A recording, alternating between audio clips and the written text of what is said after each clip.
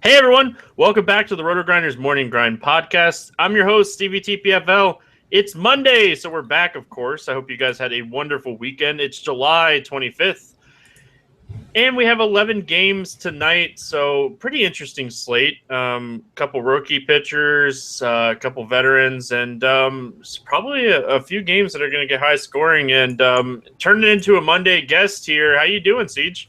I'm good, man. It's good to be back. Thanks for Jeff filling in for me late on Friday, but it feels good to be back. I was glad he filled in because I was able to gain a home run on you guys. Jeff Collins, Jeff El Jefe, easy home run pick against there. Man, yeah, no, I'm sorry I letting down all the guests down, but that's all right. I got some good home run picks for tonight. Yeah, I do too. I feel like there's a couple really good boomer bust plays tonight on this slate, and I feel like it's a really interesting slate. And you can head on over to Fantasy Draft where they have all kinds of stuff going on tonight. Their cash games continue to get bigger and bigger every week. So make sure you guys are checking those out. And they have a contest here. It's a 5-day survive and advance where the top 70% advance every day. So you don't even have to be perfect. You don't have to be 50% of the field. You only have to be 7 or 30% here. So I like this tournament. I was able to advance my teams into the final day with the last one last week. They bumped it up a little bit this week. It's only $8 to get in. It's a cool contest. If you guys haven't checked them out yet, make sure you use promo code Grinders. That way you're supporting the podcast and you're supporting Fantasy Draft. Hey, they sponsor the podcast, so check them out. And Siege, what do you think about this? Only the top 70% advance. I love it, but I mean, okay, let me say I love it now. But like, if I don't advance past the first day, I feel like a complete moron.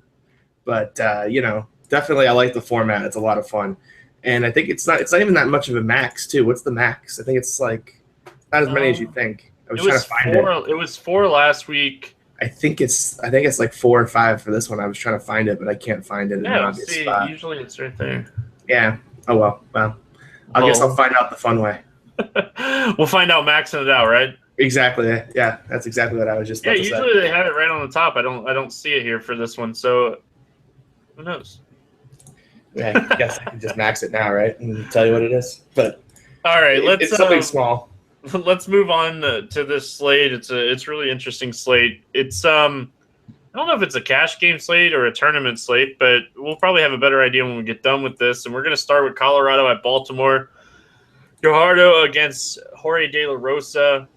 Colorado coming out of Coors, and when we're looking at it, they've been one of the worst teams in baseball in July. And as far as WRC Plus goes in July, they're ranked 30th. Do you have any interest in picking on the Rockies here?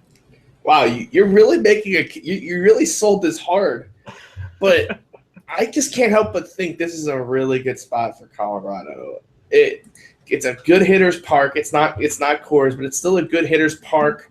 And that core of the lineup has been hitting. It's not like Story, Arenado, Gonzo, and Blackman haven't been hitting. So like you could still do that 4-man stack in a good hitter's park and get it at pretty low ownership on this slate. And it's Gallardo who can just give up home runs to everyone. So I think I got some interest in it, to be honest.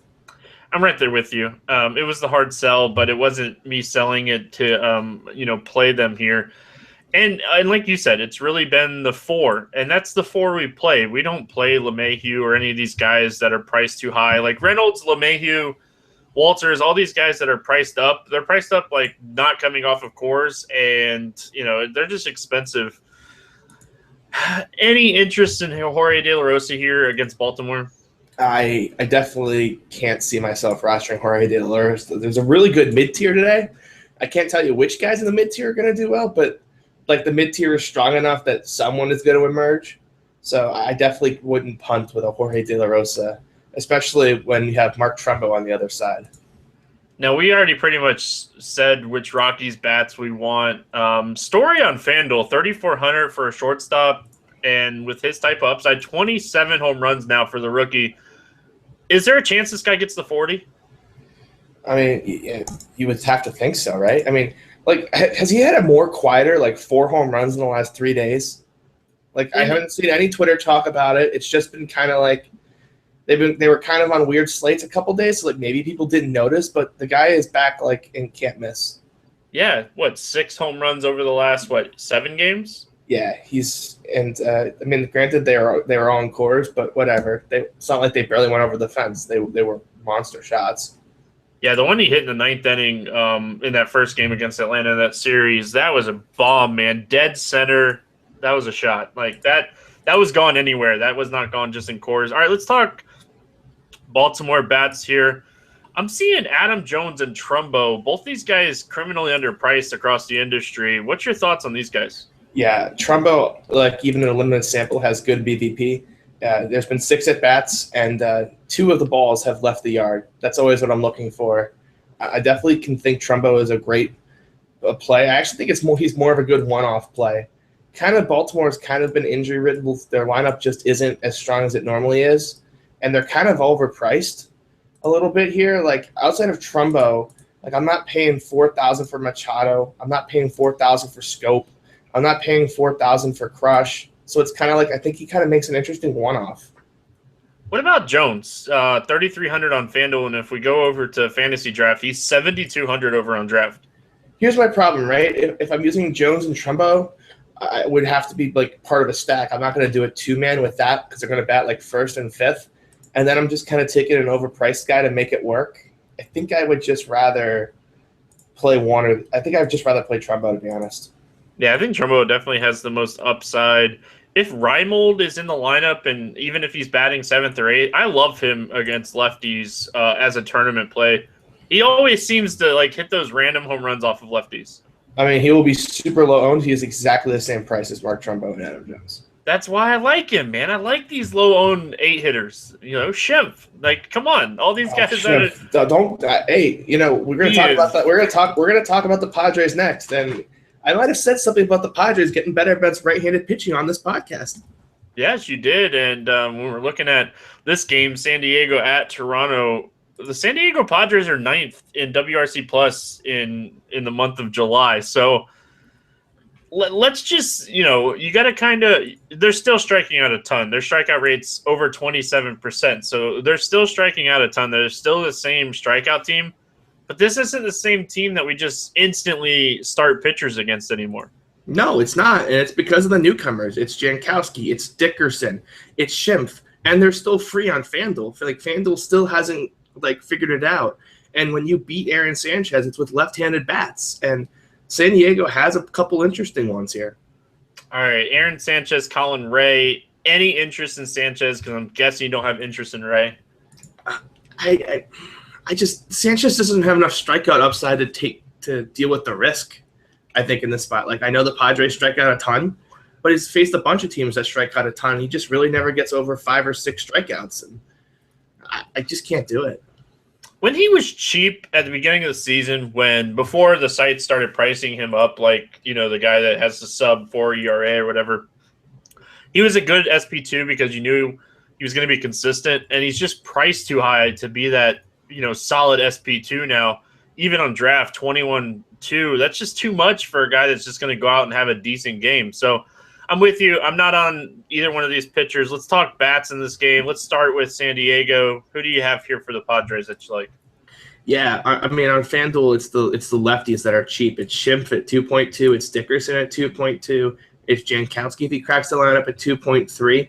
And then you kind of got to figure out if you're going to play a Will Myers, who's actually been kind of super cold lately, or someone else to make the stack kind of work. But that's kind of what I would do. And then, for the Toronto side against Ray, I really can't decide. These Toronto bats are still just priced so high compared to everybody else. I thought it was just weird. I thought it was just going to be for that Arizona series, and they just haven't moved. And it's just – I don't even know if I can play them at these prices on FanDuel on big slates because just the opportunity cost is so high. You pull up Schimpf's game log, and it's just ridiculous, right?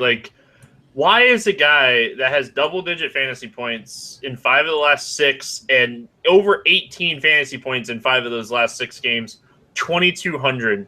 It's just stupid, right? He still doesn't have around either. I played him on a couple teams today, and he was 9%. And I'm just like, what? It's against a rookie in a hitter's ballpark and a 9.5 total. Why is he unowned? And this is an interesting spot. I'm not even sure he's going to be highly owned in this spot either. Man, nice ballpark shift. Definitely want to consider him. Now we have to pay attention to this, but Baptista is supposed to rejoin the team today, on Monday. He was at a rehab assignment this weekend, supposed to be back with the team. Pay attention, because if he joins the team and that DL stays next to his name on FanDuel for majority of the day, he might be like 5% owned against Colin Ray. Honestly, I think the price would do that itself. It's like, do I want to pay $5,000 for Bautista on FanDuel, or I can pay $4,100 for Mike Trout? Yeah, sure. I think that's a valid point. You want to save $900 from Trout to Baptista? Sure. But if you want the guy that's going to be 5% owned with double dong potential, why not? Yeah, no, I definitely agree with you. I definitely think it's a good point. I just want to echo that, like, even if the DL tag is gone, he's still going to be a super low owned play with high upside. Yeah, and what better than a matchup with Colin Ray? So if you're playing Toronto, I'm not going to really kind of try to single anybody out. You kind of stack them here against Colin Ray. Yeah, actually, Tulo is for some reason free on FanDuel. Maybe today's free shortstop day. He's 2.8K, so it helps kind of save you a little bit on that stack. Aye. All right, moving on. Detroit at Boston. Drew Pomeranz, Justin Verlander. Pomeranz looked really good in the first 3 innings of that game against San Francisco, and then you'll see that he only pitched 3 innings because he went into that 4th inning and he couldn't get anybody out, and he had like a 7-run lead, 8-run lead, and it was one of the biggest meltdowns that I've seen in a long time. Yeah, it didn't feel like he was getting absolutely drilled. I wasn't watching this game, so it was kind of just like on the phone. It just kept saying like single. That's just kind of just not been the Drew Pomeranz problem. It's normally that he walks everybody. So I kind of just want to throw it as an outlier. It's against a team that was pretty familiar with him. We still have the league shift here. And the Tigers have just been dreadfully cold in July. I mean, how many times did they face bad White Sox pitchers and score like 2 runs? Yeah. Oh, man, the Tigers, they're such a frustrating offense because right when you don't play the Tigers, they score runs, and every time you're on them, that's how it seems for me. So I watched this start with Pomeranz. As a Red Sox fan, of course, I'm going to watch his first start. And he just couldn't throw the curveball for a strike. And when you can't throw your best pitch for a strike, you're going to struggle. And it finally caught up to him in that last inning. So I'm hoping that this is going to be okay. And I think he's an interesting tournament play, but he can't be a cash game play here. No, not definitely not. But I definitely think with all this really interesting mid-tier guys, and we'll start to get them here over the next couple games, I don't think people are going to pay up for the same price as Noah Syndergaard from Pomeranz. And he's got massive upside. I mean, like the Tigers lineup's going to have like Micah Vilas and some other guys or Jose Iglesias. So there's definitely upside there. Any interest in Verlander here against a Red Sox team that is just ridiculous right now? Isn't this the John Gray spot? No. Why? No, because the Red Sox are just, man, they're so good right now. They were so hot when we did it with John Gray. Yeah, I don't know. Isn't it? It's the same type of guy, like the hard throwing, going to challenge the hitters inside. Maybe the Red Sox give you a slightly watered down version. I think it depends on Mookie Betts. Yeah. This is if Mookie's out. If Mookie's out, I definitely think that it has validity for upside at 8,800. So this is a spot where you could kind of make a stand in tournaments, because with as hot as the Red Sox have been and the history of the Tigers against lefties, people are going to be on these offenses, and you can make a stand in a tournament on an 11-game slate and take a shot on both these pitchers. Yeah, and it's just like David Ortiz owns Justin Verlander, but other than that, there's nothing in BBP land that's got me like really scared to fade him. David Ortiz owns a pitcher? Never. No, not that guy. Yeah, no, he's like pretty 40 years old. Come on. Yeah, he's so good. Outside of David Ortiz, his price tag ridiculous on FanDuel and Fantasy Draft everywhere. Ortiz is priced like he should be. So I like that. Outside of Ortiz, who do you got here? Anybody really standing out for you? I just can't pay these prices. It's just they're through the roof. It's like, am I really gonna pay? I guess they're a little lower on FanDuel, but I guess on FanDuel they're kind of in consideration. They're kind of all free. Like Pedroia's 3.3K, Shaw's 3.3K, Xander's 3.4K to continue the shortstops being free narrative. I guess you can play them there, but I'm certainly not going to play them on fantasy drafts where you're paying the absolute like through the nose pricing. So, like, we talk about this from time to time. It's just something that we've kind of noticed. Travis Shaw, Justin Verlander. Verlander, you would think, is going to challenge Shaw, and that's usually when he excels. Do you think he might be an interesting tournament play here? Yeah, I was just thinking that as I was saying that out loud, that I definitely think he could be a tournament play. And I guess on fantasy draft, you can roll them out too. These prices aren't what you normally would see for the Red Sox. But the question is, they're the second highest total of the day. Like, are they going to be – like, how high owned are they going to get? I'm so bad at guessing percentages this year for baseball. I say it all the time now. On fantasy draft where you're playing this 5-day survive in advance, the Red Sox and Tigers might be offenses that you could look at just to kind of get into that top 70% because, like, tell me why I shouldn't play Miggy on every team at 7,600. Because he can't hit a lefty. 7,600, I don't care. If he doesn't hit the ball, then it's still not going to make value. Okay, yes. Like when we were in May and June, it's a sample size thing. It's a sample size thing. We're almost in August, and it hasn't changed, and it's been super consistent every single month. At this point, maybe it's not a sample size thing. Maybe it's a swing thing. It's just we think about Miggy and we think about him against lefties throughout his career, and he's just been so good. It's so weird to see his batting average under 200 against lefties this year. It really is, and like. Looking at all the power numbers, and they're just not there against lefties. So you make a valid point, Siege. You make a valid point. You just keep thinking it's going to change, but it's No. he's got more at bats this year against lefties than he did all of last year. It's just we're so used to seeing Miguel Cabrera just destroy everything. It's the strikeouts too. It's not just like last year he had 13 strikeouts and 80 at bats, and the year before he had 35 and 153. Against lefties. This year he's got 23 out of 88. It just makes me think it's something visual. Man, you make some valid points. 4 extra base hits. I know that we should I want to play on. Like, I get it. Like I've done it a couple of times, but it's just at this point it's kind of like it's in first base. The opportunity cost is so huge. Like if you're wrong on him, you're done. It's not like it's second base or something where you can recover. Like if you're wrong at first on this slate, you're going to have a hard time cashing. I could play 5 first basemen on draft though. Yeah, probably something you'd want to do, but no. Top one of them's going to give you a 0. Victor Martinez, Nick Castellanos, Justin Upton, all these guys under 7K on draft. Any interest in the cheap guys here? I mean, you could make a case for the stack. I'm kind of curious to see where this line goes. It just feels high to me. It just feels like Verlander's a little too good for the Red Sox to be getting this kind of respect. All right, so anytime we say like we're worried about a line, the first thing I do is pull up like weather. 13-mile-an-hour wind blowing out the left field. Like they are not going to make this fade easy on us, are they? I'm just saying that could be a reason why we're seeing the line a little bit higher. Wouldn't you think? Yeah, they're just going to be so like through the roof.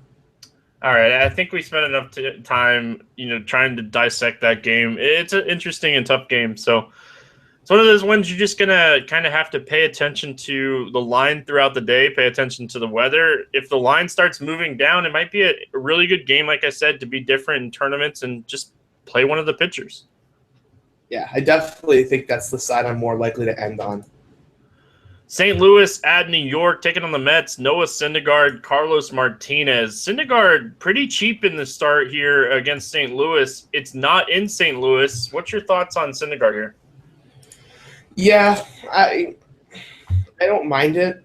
He just hasn't gone deep a lot lately, and that concerns me. In 3 of his 4 last starts, he hasn't gotten through 6. And if I'm paying this kind of like higher end price for a guy. I'd like to see him go a little deeper into the games. But that being said, this Cardinals team is a bit watered down. It's not at full strength, so it's kind of an interesting spot here.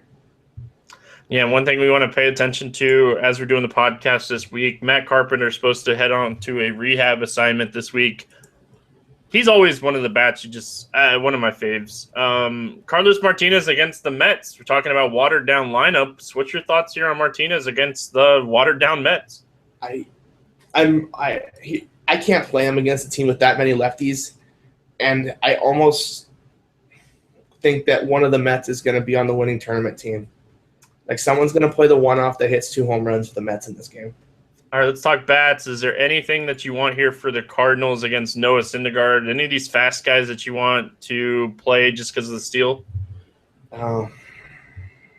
They don't really have a lot of people that like to run on St. Louis, right? Like, I can't really think of anyone. I mean, it really depends on like what the lineup is. And the pricing on them is just a little too high. Like Tommy Pham at 2.8. Can I really play Tommy Pham at 2.8K against a righty of Noah Syndergaard's talent? Probably not.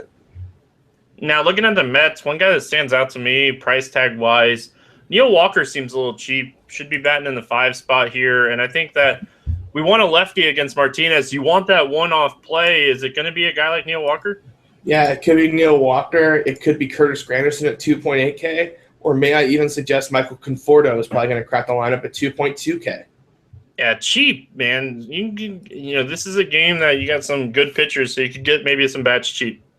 I don't think I could top myself into like a full Met stack when the total's 6.5, and we've got so many 9.5s and 10s out there. Yeah. But I definitely could see myself playing like one guy because I definitely can see Martinez giving up a couple home runs here. Yeah, and I think Syndergaard, tournament-wise, strikeout-wise, he's probably one of the highest upside strikeout guys here. He could go 10 strikeouts and maybe pitch 5.5 innings, 5 2/3 or something. Yeah, this Cardinals lineup is pretty watered down. This line might take a move. As we record it, it's minus 140 for the Mets. Would not be surprised me if I woke up and I saw it was like minus 160, 165. Philadelphia at Miami, Hellickson against Cozart. Hellickson might be with Miami by the end of this trade deadline. It'd be interesting to see what he does here against the Marlins. Yeah, but boy, this is a really tough spot. He gives up a lot of home runs with right-handed power, and Miami has a couple of interesting guys that can do that. He just shut them down a couple of days ago. I really hate playing the same guy when they face him back-to-back starts. So I think I would have more interest in the Miami side than Hellickson, but I do love me Jeremy Hellickson, so maybe I'll have a share or two. I feel like this is a spot where you could have a couple shares and then even roll out a Miami stack on one of your other teams. Yeah, the spot for Giancarlo just is so good. Yeah, and Ozuna. Like, we can't leave out Ozuna anytime you want some power.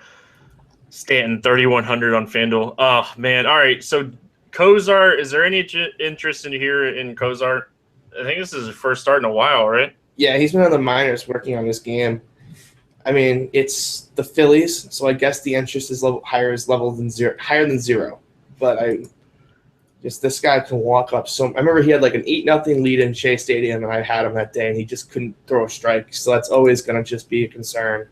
If you don't throw strikes, it's going to be really hard to provide real fantasy value. The one thing that I'm a little interested in here is the price, right? Like, he's cheap everywhere. On FanDuel, I don't think we need a $5,900 pitcher today because we have so much value that we've already kind of pointed out, so many free plays. But when you're looking on DraftKings and Fantasy Draft, 9,600, that piques my interest. Yeah, for sure. Speechless. I got you speechless. You really do. Yeah. All right. So let's talk bats in this game. We'll start with the Marlins because we've already kind of said that we want Stanton. Ozuna's in play. Yelich is on fire. What's your thoughts on Yelich here? Yeah, I don't mind him. He's got some decent BVP as well. 6 hits and 14 at-bats. So I certainly wouldn't mind rolling out that outfield stack, to be honest. I think they're all interesting plays. And we always got to mention Realmuto on FanDuel where you need a catcher.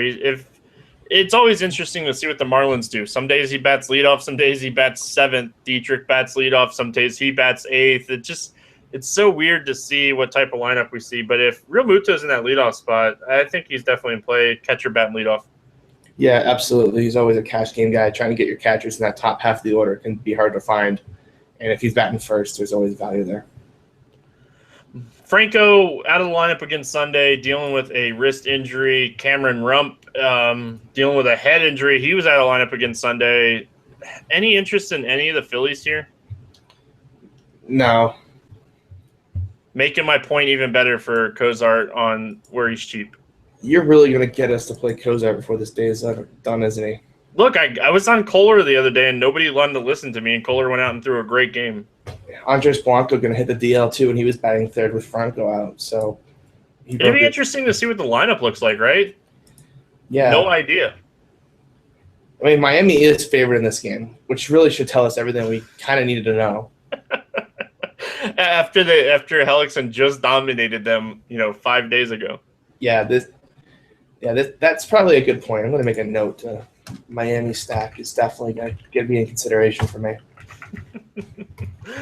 Oh, man. Any Philadelphia Phillies? I know I asked you, but just looking up and down, I know you have a soft spot for Cody. Is there any interest there? The Philly I would play is Ryan Howard. All right, moving on. Arizona at Milwaukee. You're not on Team Howard for the second half? No. Oh. Why would I be on Team Howard for the second half? Sell me. Because you can't hit the ball as far as he has. Like, his average fly ball distance is so far. Like, you can't – he's, like, in the top 20 in the league. And everyone else in that – like, I have to pull the list up.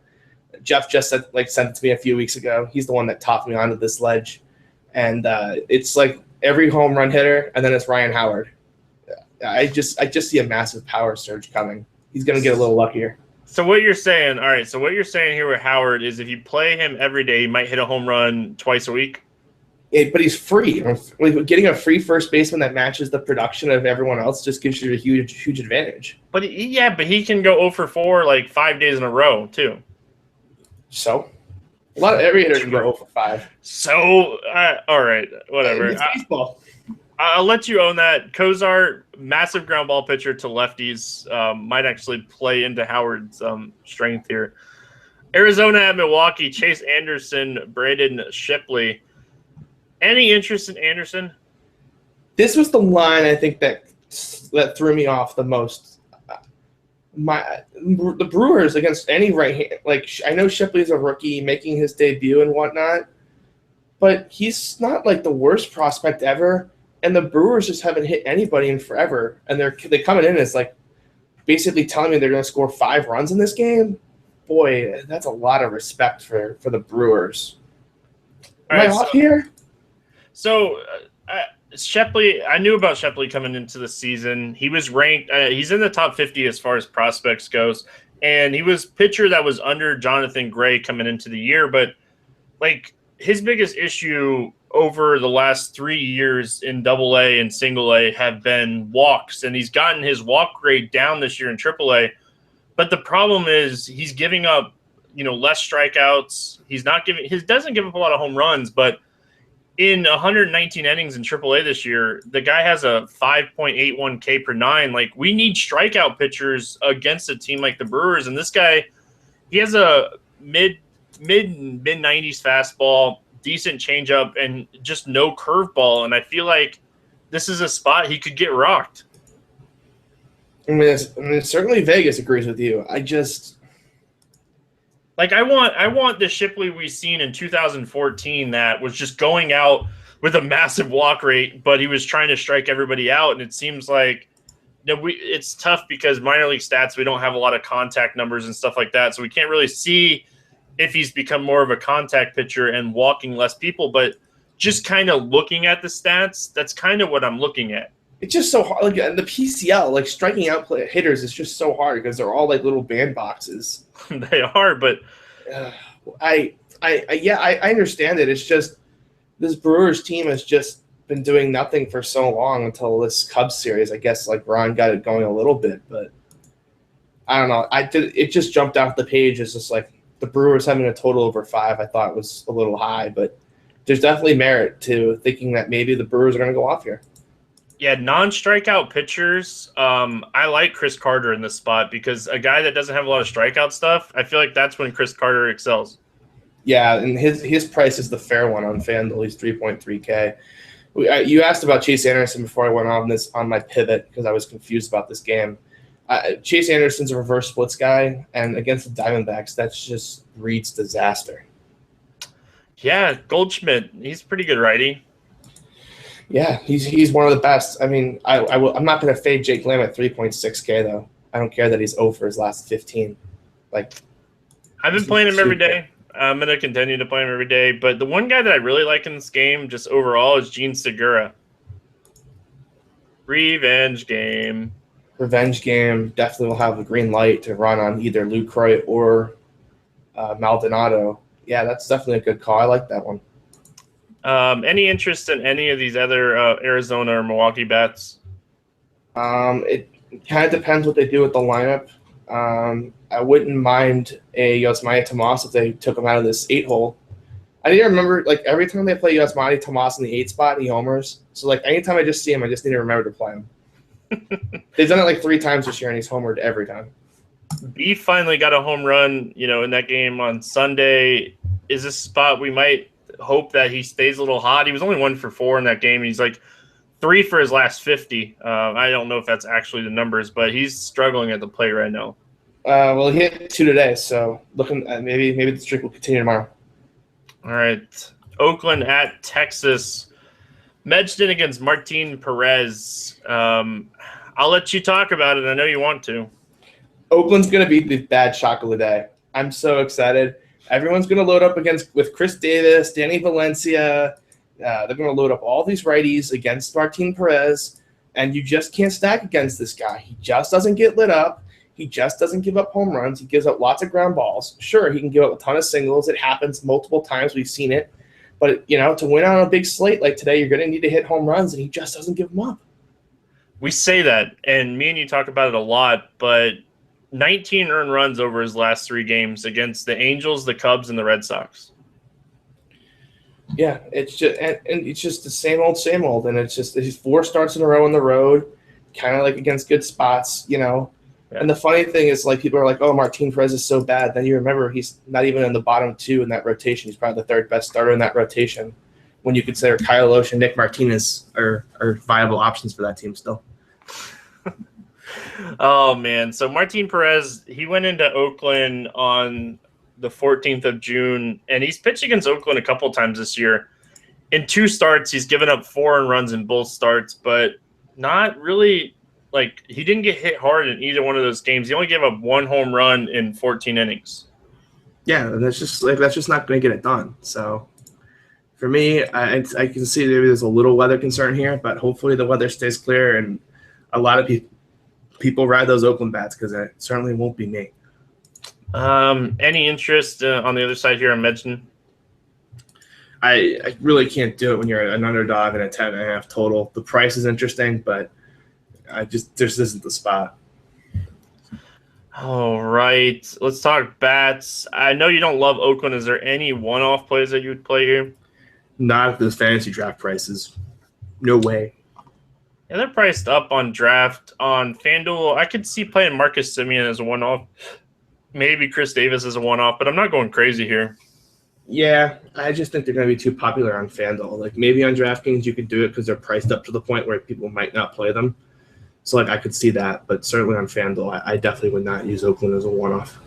I've been playing Ryan Healy a lot, and I feel like this is a spot that I might play him again. Smolinski. These one-off, like, cheap Oakland bats that have power upside, that's probably the only spot that I'm going to go. Yeah, I can understand playing Healy. He's cheap on DraftKings, too, so maybe if you wanted to do that, but certainly none of those guys that are priced, like, near 5K or anything like that I'm not going to do. Crazy that they're priced so high, right? Yeah, it's just part of they threw Martin Perez down, so it inflates their prices type nonsense. Now, looking at Texas in this game, is there anybody that stands out to you here? I mean, you could roster every single Texas guy if you wanted to. They're the highest total of the day. They'll be decently popular. Mazzara's been swinging a better bat since kind of moving back near the top of the order. Got hits now in 5 straight. I mean, Profar, Odor, depending on which one kind of gets in the lineup. I don't mind them. There's a bunch of ways you can go, I guess. The question, I guess, from my perspective is how much power upside does this lineup really have right now? I don't think they have a ton of power upside, but I have two guys here under 8K that I'm going to target on fantasy draft. In my first two fantasy draft plays of the day, Nomar Mazara and Profar, you kind of just mentioned both of them, and they should be batting 1-2 like they have been the last few games, and both at 6,700 here, or 7,600, my bad. I feel like they're both just really solid, cash game plays. Yeah, I definitely don't have any sort of problem with that. I think I'd rather Mazara than Profar just because I can play first baseman on drafts, but certainly I wouldn't be feeding Mazara in cash games. Yeah, I love Mazara for cash, and just I think you even throw Mitch Moreland in the talk here if he's in the top order, but he's been batting down still. There's a guy that's just rostered so many times this year and just never comes through for me. He's so frustrating, right? Like the night that you don't roster him, he hits those home runs, and you're like, God, why? Yeah, I didn't play. Like he had two home runs in the Angels series. You can guess which game I played him. New York Yankees at Houston. Dallas Keuchel, Michael Pineda. There's a pitcher that I like in this game. You want to try to guess who it is? Dallas Keuchel and Michael Pineda. Yeah, I assume you are on Dallas Keuchel. Yes, I am. It must be a lefty against the Yankees. It is. And people are going to be screaming into their podcast like, oh, he's going to play Pineda. Not so fast. No. No, everybody knows that I don't play Pineda, right? Like, that's a thing. Like, I don't think I played – I lied. I played Pineda against Baltimore last start out because Machado, Wieters, Davis, that lineup was so weak that I played Pineda in that game. I have to admit that I did play him in that game. I had a little exposure, but I still was fading him because he was going to be like 50% owned, and it's still Michael Pineda. But that lineup was just pathetic. Oh, my God. Was that the worst Baltimore lineup ever? It was so bad, but I was like, if anybody can find a way to get lit up by this lineup, it's Michael Pineda. And Houston's a minus 150 favorite, and the total is so low. Vegas is all in on Keuchel, and it's a great pivot off of the chalk, which is going to be Pineda in this spot.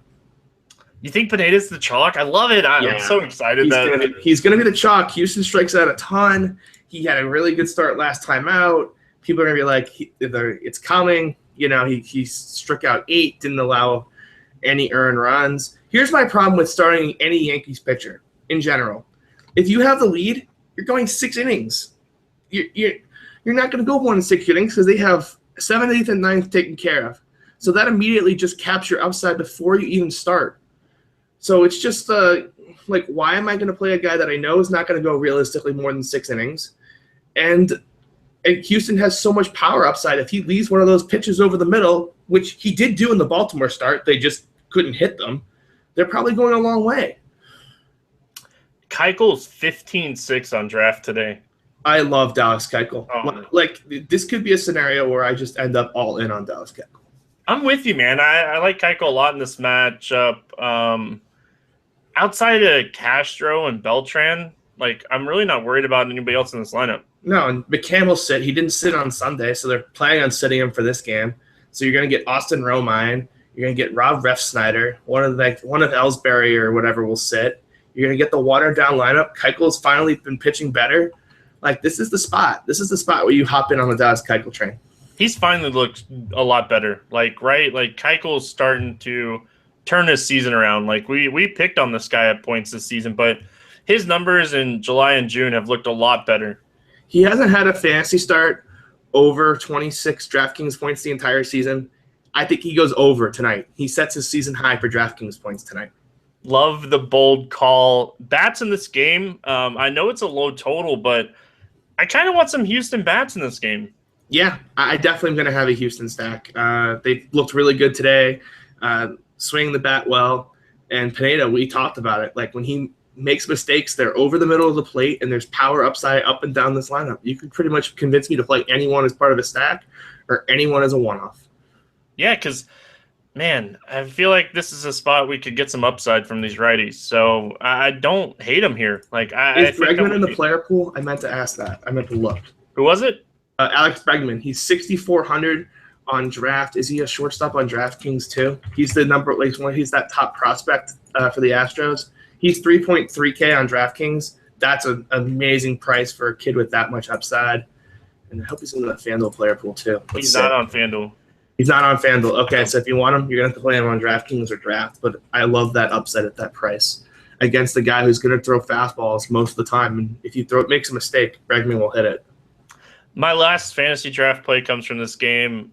8,000 is my cutoff, and he is 8,000 on this slate. It's the leadoff hitter for Houston. I love George Springer in this spot against Pineda. Ooh.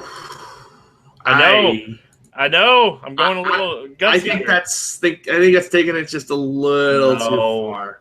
No. Would you rather, let's play a would you rather. So at 8K, you could play, I guess there really is no one at that price point.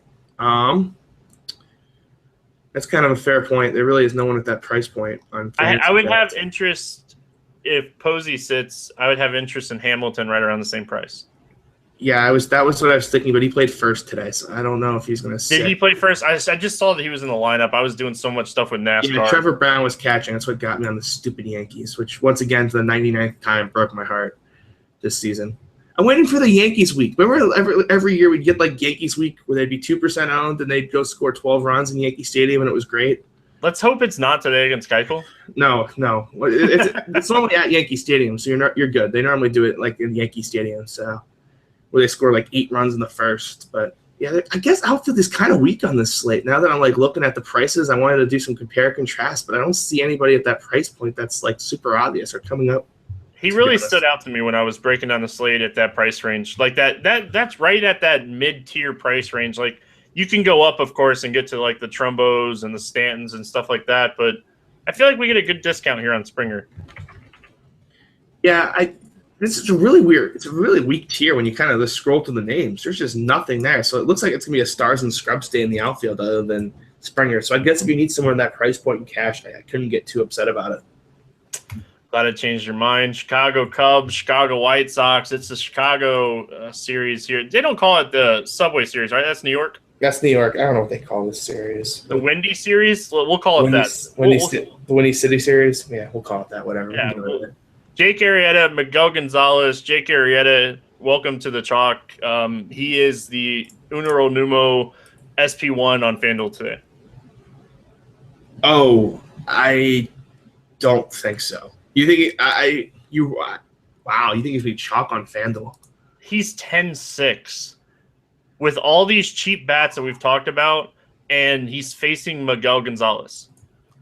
Man, I get it, but everyone in the world was just on that Pineda train, and it worked. Hey, I hope that it's Pineda. I really do hope it's Pineda, but I just think everyone's going to talk him up all day long. All you're going to hear is Pineda this and Pineda that, and that means I'm stacking Houston for sure.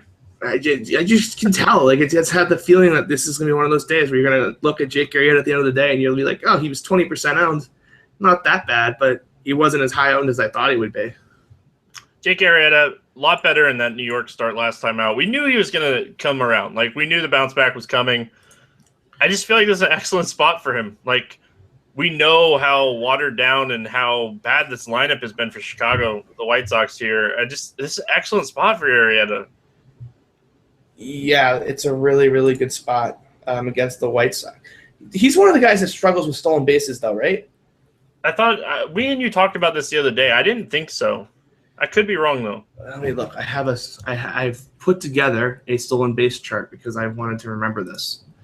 So if you quickly stall, I can pull it together. No, you don't have to stall. I'm just, we get a ballpark here in Chicago, Cellular Field, more of a hitter's ballpark, but it doesn't really affect Arrieta because massive ground ball pitcher, high strikeout rate, really nice swinging strike rate, doesn't give up a lot of hard contact. So ballpark or not, against an offense that's struggling right now, unless you come on here and tell me that I should be worried about Eaton and Anderson. Well, he allows 84% of attempted stolen bases to be successful. So for me, it's Eaton and it's Anderson. And even Melky Cabrera, I think, is interesting because once you get those runners in scoring position, he kind of he doesn't strike out a ton. He's one of those slap guys. So he can kind of even if he's not a good fantasy play, he can kind of just kill your day. Yeah, I have Arrieta as my number one here. So I think I would rather have played Dallas Keuchel. I literally, I just can. This total is like at 8.5 already. Yeah, the Cubs are minus 205 favorites, and that's mostly because of Miguel Gonzalez on the other side. He's not very good, but I could see the White Sox doing just enough damage that where you just said that wasn't really worth it. I don't know. I don't see it as much as you do. I could see maybe 1 or 2 home runs to like a Frazier or something, but I think he's going to give up like a home run and then a couple manufactured runs. It's like 7 innings, 3 earned, and like 8 Ks. But he's still going to win. Still going to win. He's still going to get those 12 points on FanDuel. Most likely because Miguel Gonzalez is bad. But with this strong mid-tier, and we still haven't gotten to them, I guess a lot of them are just happen to be in these final 3 games. But, it's going to be tough because like, that's still only what is that, 15, 36, 48 FanDuel points is what I'm projecting for him. I'm not sure that's going to get the job done in tournaments today. All right.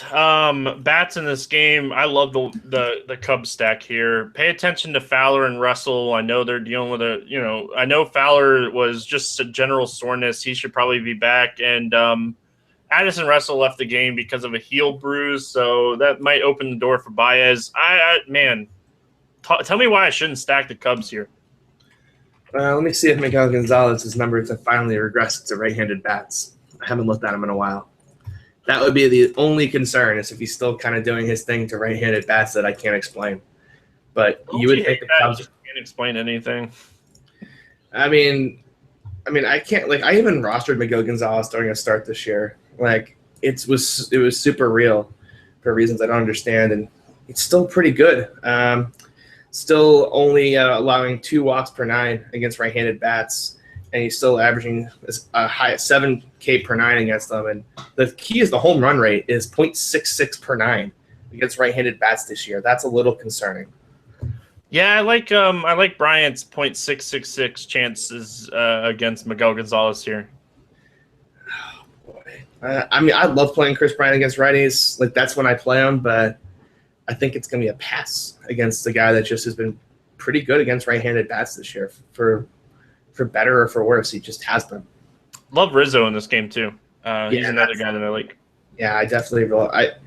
Rizzo and Ortiz are just going to be kind of I love those plays. And first base just super stacked once again, as it always is. You've got Ortiz, E5, and Rizzo. Those are your chalk options, and I promise you one of them is going to do something. One of them at a home run. I'll take my 30% chance. Anybody from the White Sox that you like here? Let's see. Anderson at 2.2K is silly. Yeah, especially if he gets on and wants to run here. I don't hate that. I wish Eaton was 2.6, but I don't even mind him at 3.2. He's finally starting. He has 3 points or more in every game in his last 10. Maybe that Adam Eaton hot streak we've been kind of waiting for is about to start right now. Eaton or Stanton, $100 difference on FanDuel. I'm obviously playing Stanton.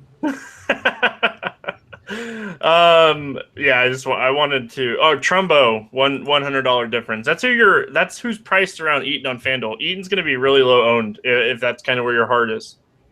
Yeah, I see your point, but I'm trying to help you here. I'm trying to say that you're calling out a guy that should be less than probably 5% owned here. Yeah, what you're doing is making me tell me that I probably should take the guys with higher upside, but I don't mind. It's a good spot. It's just if Arrieta gives up a couple hits and a couple walks, suddenly it's a couple steals later, and you're like, oh, he paid off already. That's nice. I feel like this is a game that Arrieta could just go out and absolutely dominate.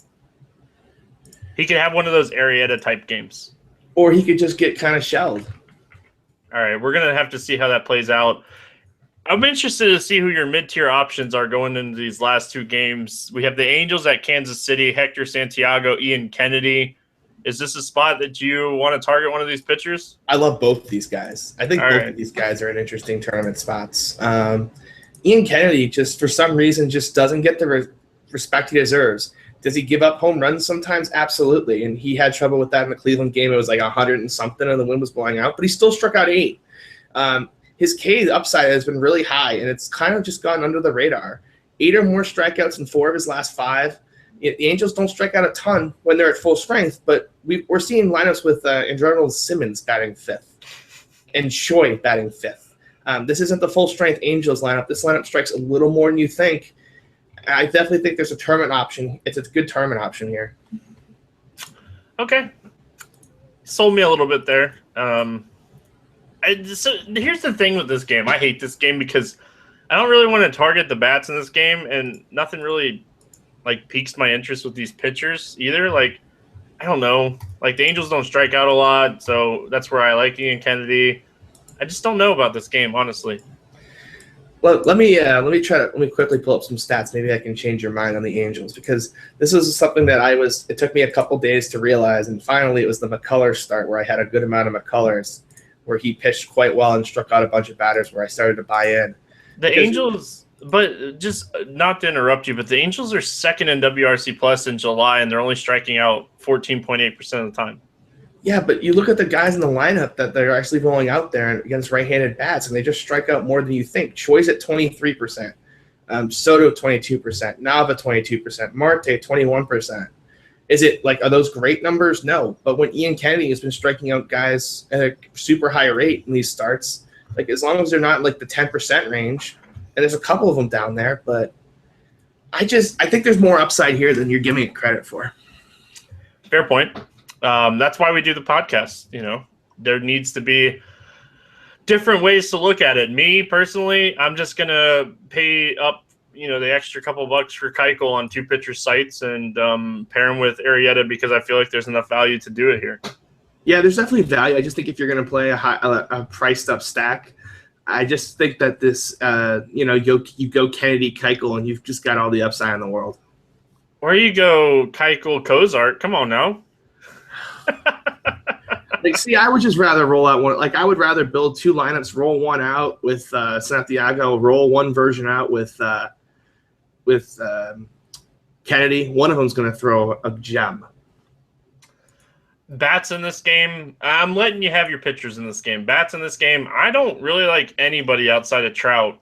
Trout's always Trout, and Pujols is always Pujols, but I just don't really love anything from this game. There's the case for playing the pitchers. Or just kind of staying away from it. I just don't see the strikeout upside like you do. It's the second lowest total. It's the third lowest total on the board, though. It's not. That doesn't mean there's going to be a bunch of strikeouts. There could be, though. It's not why isn't Ian Kennedy a strikeout guy? He's got a devastating curveball. He's got a live fastball. Why is this? He is a strikeout guy. I'm not saying that he's not. He's a guy that's we play strikeout guys. We play strikeout guys in suboptimal matchups all the time. I don't play pitchers against the Angels hardly ever. This isn't the Angels team. This isn't when CJ Cron's in there. This is a watered down version. You got Jet Bandy and Simmons is batting fifth. I mentioned that again. Simmons is batting fifth. That happened. I know Cron played the first 8 games in July. That's not going to skew the numbers as much as we are thinking, though. But they also have faced some terrible pitching teams this month. Baltimore, Chicago, Texas. This isn't exactly like they faced anyone who's any good.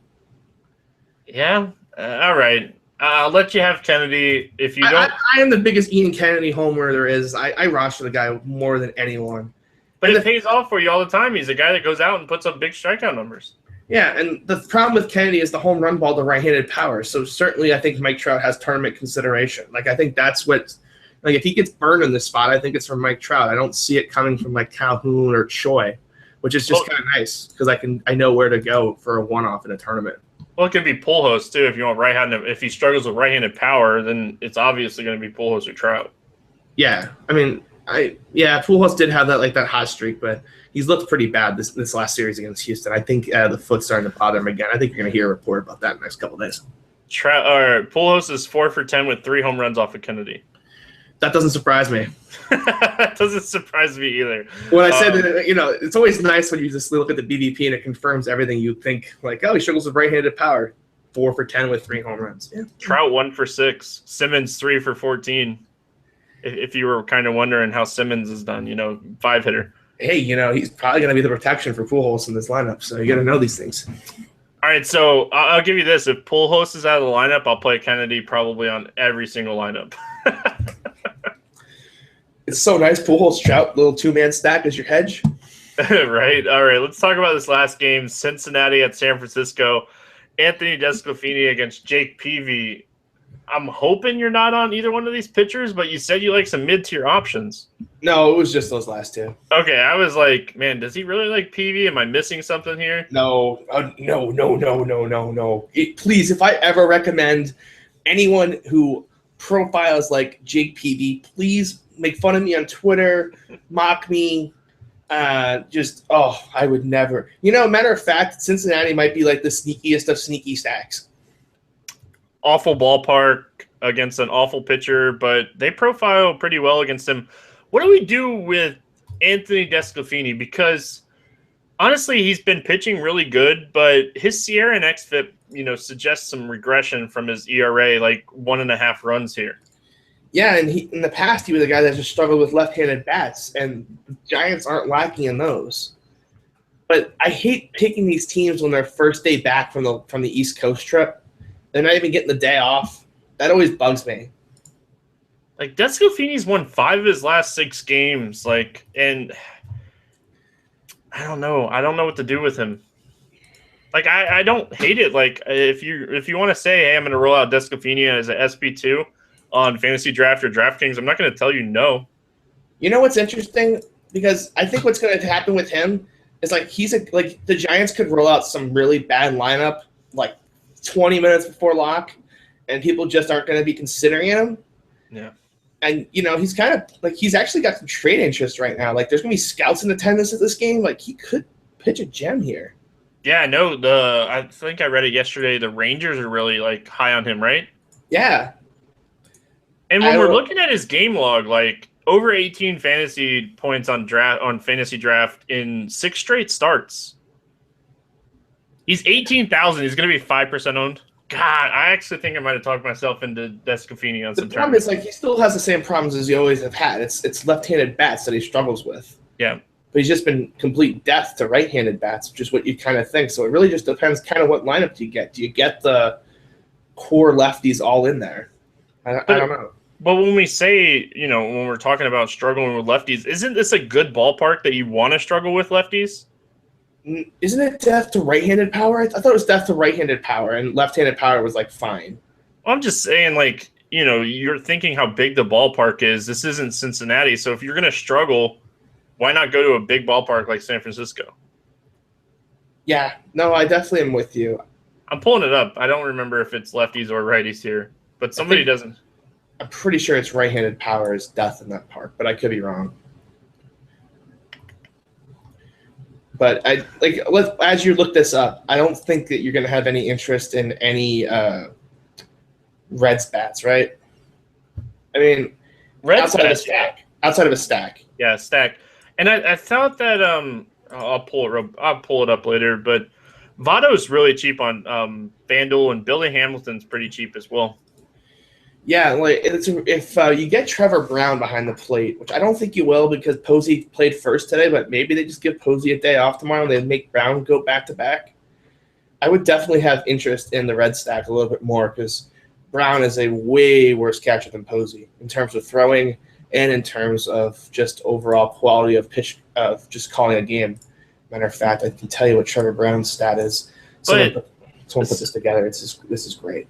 So looking at FanDuel, you can get a red stack so cheap in this game. Duvall, Bruce, Hamilton, Votto, all cheap, and might I say, Adam Duvall revenge game.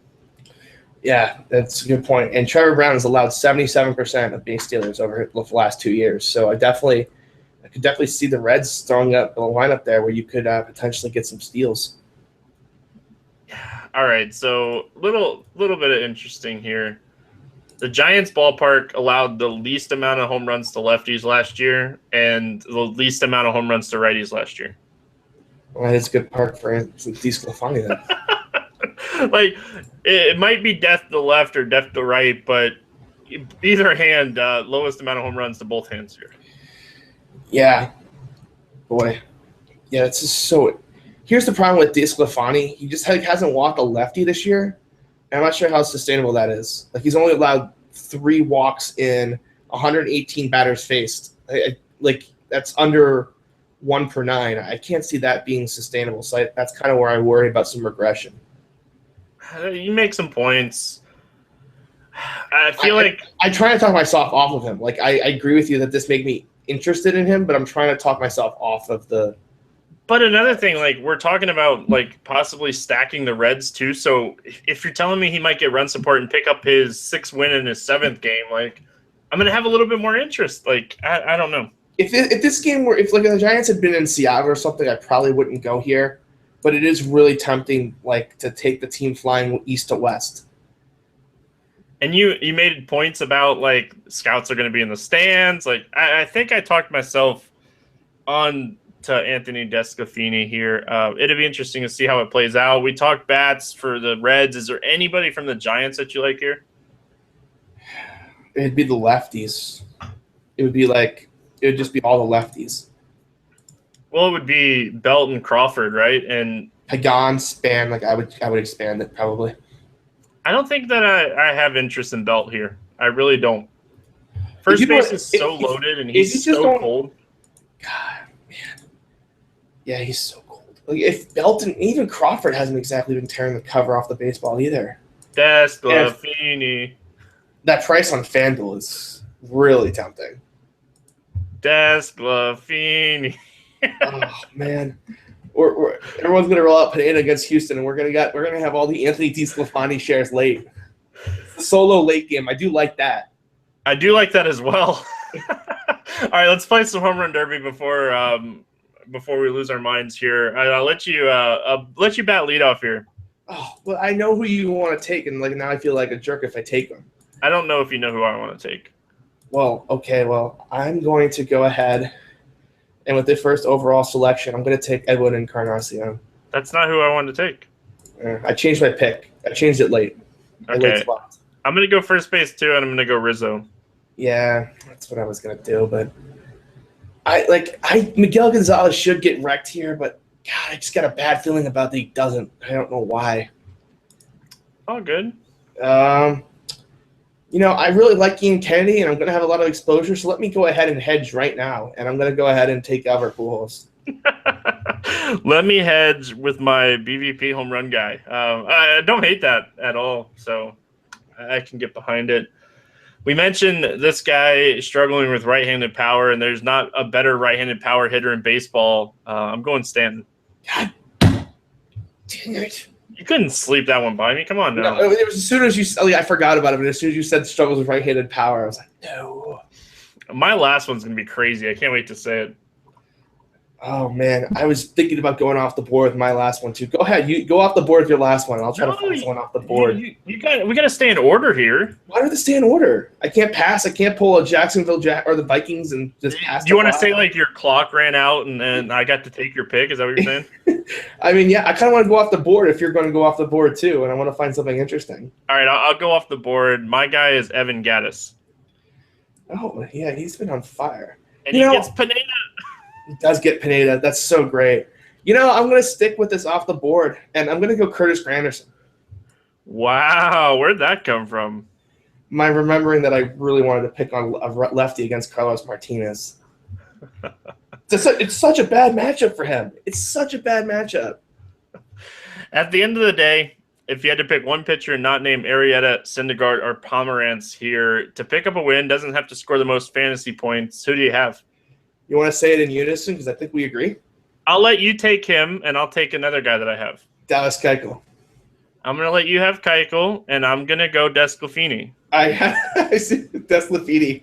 Man, oh, man. First you laughed at starting saying that do you like a pitcher in this game, and now suddenly he's your most confident guy to get a win. I like it. I don't like Peavy at all. Like I think that I bash Peavy more than I bash any other pitcher on this podcast. Yeah, we talk it's funny because people will stack against like Colby Lewis and Doug Fister all the time, but like when it comes to Jake Peavy, they just refuse to stack against the guy, and he's the worst of the bunch. He's getting worse as he gets older too. Yeah, it's just like this guy has a 463 Sierra with a 1.4 whip, and he's given up a 36% hard contact rate. This is his highest career hard contact rate, PV, this year. Like, he's not good. He's going to get blown up, and he's going to get blown up in a game where nobody's going to expect it. Nobody's going to be looking at the Reds tonight. Yeah, this is a really sneaky late game that could really change some leaderboards. I'm getting more excited about this game as we've started talking about it. Any final thoughts before we get out of here? Yeah, Pineda is not going to produce what you think. Pineda bust. If Pineda goes off, me and CJ are not winning the money here. And as tournament players, I'm okay accepting that. Yeah, it's fine. Because what's going to happen if Pineda pitches a gem? The ownership's going to be super high in 5 days when they face somebody else. Just keep stacking against them. He'll get blown up, and that's the day you just win all the money. Oh, man, the NASCAR scoring updated, and I won all the money. So. Oh, did it update? Yeah, my cash lineup was nuts. But, all right, CJ, any openings for your coaching this week? Yeah, I definitely got some openings. I'm starting to take some football inquiries. And if you're interested, now might be the time because there might be a price hike coming in the future. So if you're thinking about it, this might be the time to hop in. All right. And, whether you guys know it or not, there might be a championship guy that finished really high at a live final at a football tournament. Oh, boy. All right. That's going to do it here for this Monday edition of the Morning Grind. Glad to be back with you guys today. Good luck in your contest, and we'll see you again tomorrow.